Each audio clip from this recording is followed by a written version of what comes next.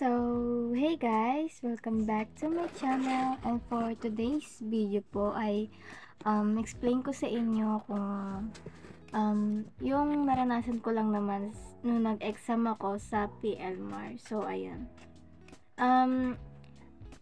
Bago guys na nagsimula, hindi ako masyadong naka-upload kasi nagkasakit ako after ng exam dahil hindi ko na alam guys kasi nagsimula din kasi sa kapatid ko yon na sinipon siya, tapos bigla na lang ako nagka-tonsil paggising ko and sinipon. So pumunta ako ng PLMAR na medyo masama ang pakiramdam, no.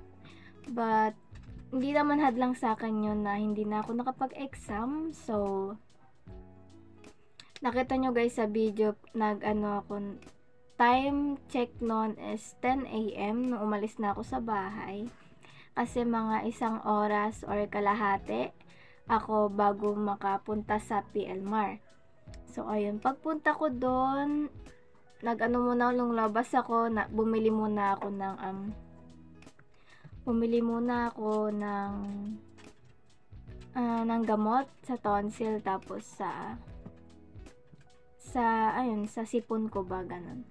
So, passport na tayo, nagbus na ako, mga 1 oras kalahati ang biyahe ko, tapos sobrang traffic pa. So, ayun, kala ko hindi na ako aabot, kaya nag-text na ako sa kasama ko, na-meet ko din dun sa nag-admission.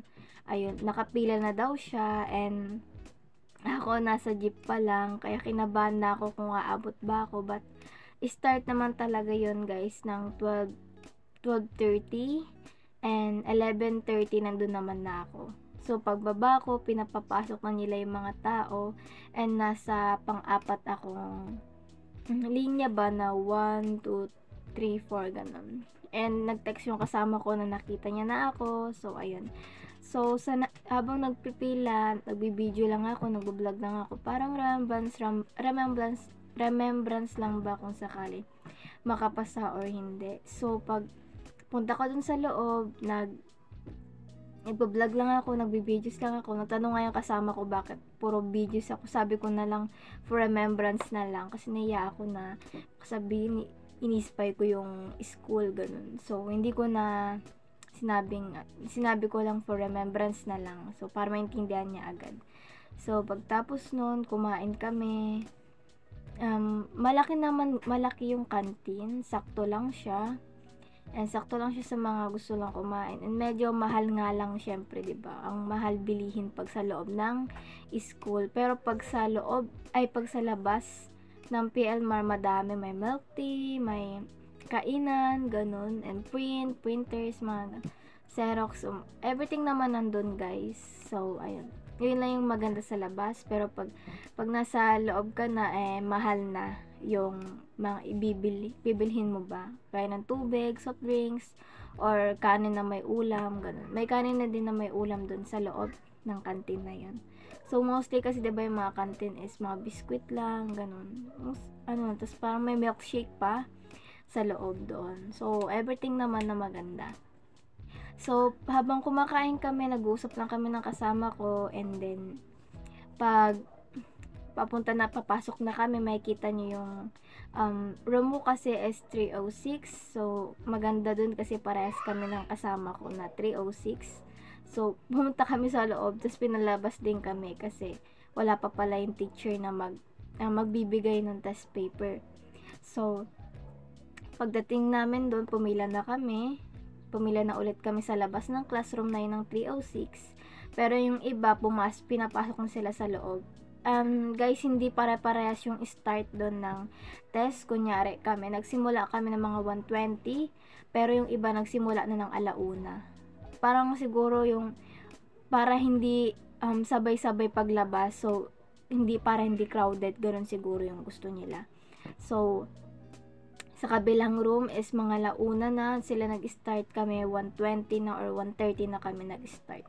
So habang naghihintay kami, nag-video lang ako or nagse-selfie, ganun, para ma-explain ko din sa inyo kung ano. So ito na yung mga dadalhin nyo pag nag-exam kayo sa PLMAR, and ilang items ba ang i-exam nyo, and ano ba ang mga topic, ganun. So, share ko sa inyo yun, guys, and before you subscribe to my channel before I start. So, ayan. So, number 1 is, nang pumasok na kami sa loob, naghintay na kami ng mga 5 minutes, binigyan na nila yung test paper. And then, pagbigay ng test paper, tinignan ko na kung ilang items. Syempre, yun yung importante items agad.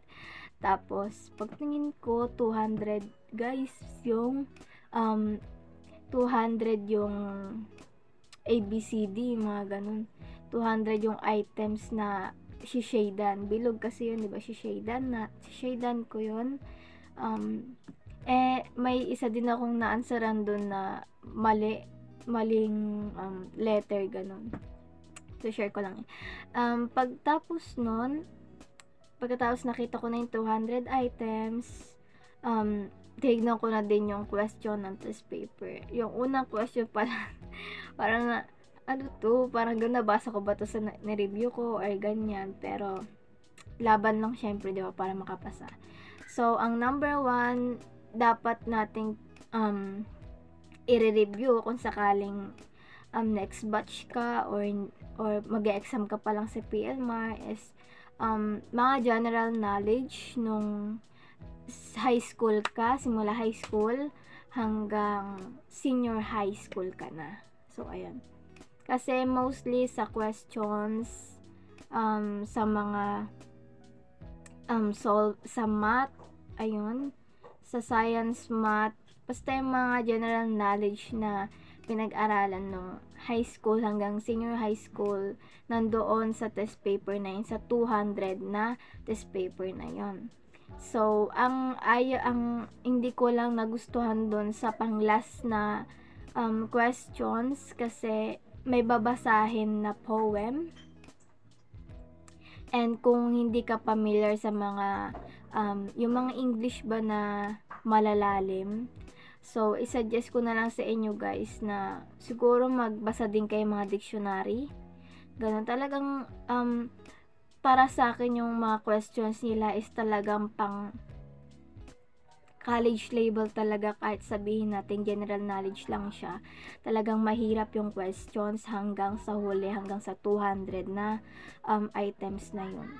So, yun na yung na-regret ko sa pag-exam ko, kasi mabagal din ako magbasa, and grabe yung pag-iisip ko or pagsusolve ko bago ako mag-answer. So, yung iba nasa labas na, tas ako nagbabasa pa din. Nasa kalahati naman ako napatapos, pero yung halos yung iba nasa labas na, so ako parang sa loob pa lang ng classroom na matagal. So, tips ko din sa inyo, guys, na medyo bilisan nyo din yung pagbasa ninyo, and mas maganda kung mihasan nyo ba yung pagbabasa, ganun, para kapag nagbasa kayo is mabilis. Tapos mag-review din kayo, guys, from high school topic at hanggang sa senior high topic ninyo. So, ayun. Kasi ang ni-review ko lang is from senior high school lang eh. Yun lang yung ni-review ko. And yung high school ko dati, syempre dahil sa tagal, hindi ko na maalala. So, ang ginawa ko na lang is kung ano na lang kinutob ko dun sa question na yon, or kung ano na lang yung parang lumabas sa sinolve ko, is parang kung ano na lang malapit dun. Yun na lang yung sinagutan ko. Kaysa naman kapag nilagpasan ko, mamaya na-disqualified pa ako. Tapos, basahin yung mabuti, tandaan yung mga ni-review ninyo, magbasa kayo ng mga malalalim na vocabulary, mga ganun sa dictionary, and ano pa ba, dadagdag ko. And maging handa lang, ganun, confident lang kayo na kaya nyo yan, ganyan, para hindi kayo kabahan. Kapag kinabahan kayo, kagaya sa akin, namali ako ng shaded na isa, na imbis na letter ganyan, na ano ko sa ibang letter. So, maganda, guys, na titignan nyo din yung papers ninyo kung saan ba yung ABCD, or kunyari may iba yan sa sasagutan nyo, ganyan. So, mas maganda na handa kayo kaysa paglabas nyo ng school is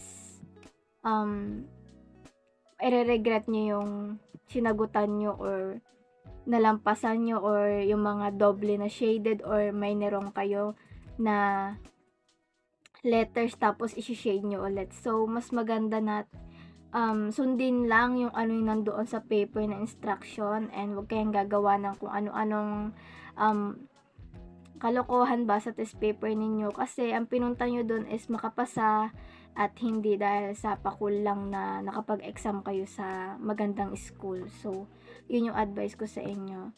So, from today or any day na confident kayo mag-review na kayo kasi kapag nandun na kayo, isang beses lang yun sa isang taon and mas maganda na handa kayo kaysa i-regret nyo na ganun yung ginawa ko na ganyan. So, mas maganda na prepared kayo and alam nyo kung ano yung mga topics ng from high school to senior high school.